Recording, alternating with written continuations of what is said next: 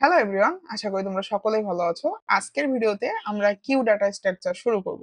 So Q জিনিসটা কি? আমাদের যখন আমরা কোনো লিফটের লাইন বা কোনো মেডিকেল শপ বা ধরো হচ্ছে যে কোনো হসপিটালে যাই, ওখানে দেখা যায় লেখা থাকে যে স্ট্যান্ড ইন এ কিউ। তার মানে তোমাকে একটা লাইনে দাঁড়াতে বলে। সো ধরো তুমি একটা লাইনে দাঁড়াইছো, ওই লাইনে প্রথমে যে যায় সে কিন্তু আগে সার্ভিসটা পায়।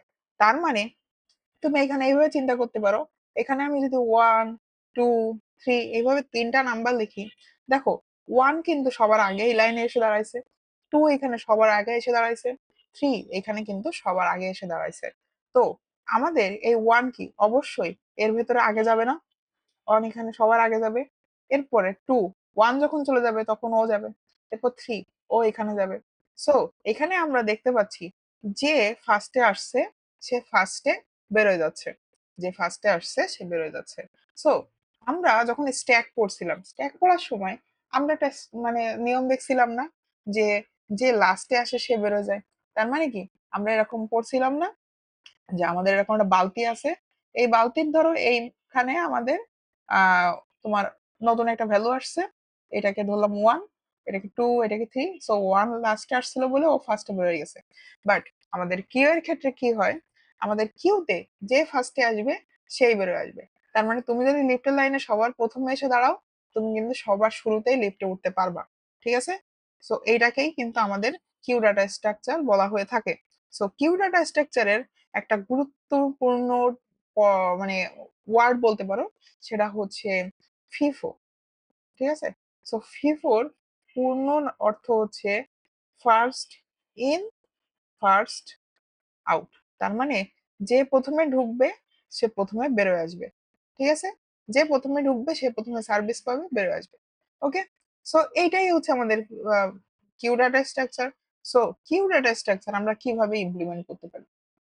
আমরা কিন্তু অ্যারে দিয়ে এবং লিঙ্ক লিস্ট দিয়ে দুটো দিয়েই কিন্তু কিউ ডাটা স্ট্রাকচার ইমপ্লিমেন্ট করতে পারি। বাট তুমি চিন্তা করো, স্ট্যাকের ক্ষেত্রে তো আমরা সাইজ বলে দিতে পারতাম, বাট কিউ এর ক্ষেত্রে কি সাইজ বলে দেওয়া এটা কি রেলেভেন্ট মনে হয়? কিউ তো অনেক বড় হইতে পারে না, যে ইচ্ছা মতো ইউজার আসতেছে বা ইচ্ছা মতো মানুষ এসে লাইনে দাঁড়াচ্ছে, তাই না? সো আমরা অ্যারে দিয়ে কিউ ইমপ্লিমেন্ট না করে আমরা লিঙ্ক লিস্ট দিয়ে ডিরেক্ট আমরা কিউটা ইমপ্লিমেন্ট করবো, যাতে আমাদের অনেক নোড আসলে বা অনেক এলিমেন্ট আসলেও আমাদের কোনো সমস্যা না হয়। ঠিক আছে? সো আমরা কি করতে পারি, একটা লিংক লিস্ট তৈরি করতে পারি, যে লিংক লিস্টকে বলতে পারি ওইটাই আমাদের কিউ। সো ধরো তোমার কাছে এরকম একটা লিংক লিস্ট আছে। ঠিক আছে?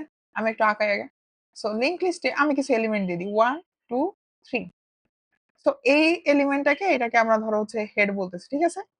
সো আমাদের কিউ বোঝার সুবিধার্থে আমরা এইটাকে কি ফ্রন্ট বলতে পারি না, আর এইটাকে কি রেয়ার বলতে পারি। তার মানে এইটা আমাদের লাস্ট নোড। ঠিক আছে? আর এইটা আমাদের কি ফার্স্ট নোড, সেটা আমরা বুঝলাম। সো আমরা কিউতে কি পড়তেছি, ফার্স্টে যে আসছে সে ফার্স্টে বেরোয় আসবে। তার মানে কি হচ্ছে দেখো, আমরা যখন নতুন কোনো একটা এলিমেন্ট কিউতে ঢোকাবো, তখন কি করতে হবে, আমাদের অবশ্যই কিউ এর লাস্টে আমাদের একটা এলিমেন্ট এন কিউ করতে হবে।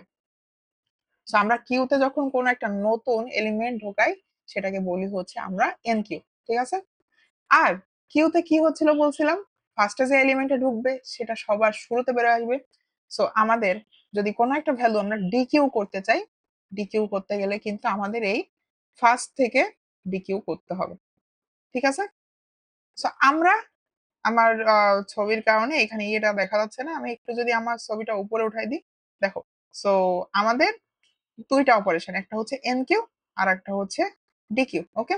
আর আরেকটা পিক অপারেশন ছিল না আমাদের স্ট্যাকের ক্ষেত্রে, যে আমাদের কিউ এর পিক ভ্যালু মানে কিউ এর একদম ফ্রন্টের ভ্যালু কে আছে সেটা আমরা দেখতে চাচ্ছি। সো আমরা যদি আমাদের এই যে ফ্রন্টে যে আছে ফ্রন্ট ডট ভ্যালু, এটা দিলেই কিন্তু আমাদের কিউ এর প্রথমে যে এলিমেন্টটা আছে সেটাকে কিন্তু চাইলে আমরা দেখতে পারবো। কিউ এর মাঝখানে কে আছে, কিউ এর লাস্টে কে আছে, এগুলো কিন্তু চাইলে আমরা দেখতে পারি না। তো আমরা কিন্তু চাইলেই কিউ এর এই জিনিসটা দেখতে পারবো যে কিউ এর প্রথমে কে আছে। ঠিক আছে? সো এতক্ষণ তো আমরা বুঝলাম যে আমাদের কিউ ডাটা স্ট্রাকচারটা কিভাবে কাজ করে। এখানে ফার্স্ট ইন ফার্স্ট আউট হয়, এবং আমাদের দুইটা অপারেশন আছে, মূলত এন কিউ এবং ডি কিউ। এছাড়া আমরা পিক অপারেশন দিয়ে আমাদের ফার্স্টে যে এলিমেন্টটা আছে সেটাকে দেখতে পারি। So hopefully queue data structure কি এবং কিউ ডাটা স্ট্রাকচার কিভাবে কাজ করে তোমরা বেসিকটা বুঝতে পারছো। আমি পরবর্তী ভিডিওতে লিংক লিস্ট দিয়ে কিউ এর এন কিউ, ডি কিউ এবং পিক অপারেশনটা কিভাবে আমরা করতে পারি সেই জিনিসটা দেখব। সবাইকে সেই ভিডিও দেখার জন্য আমন্ত্রণ রইল। ভালো থাকো সবাই।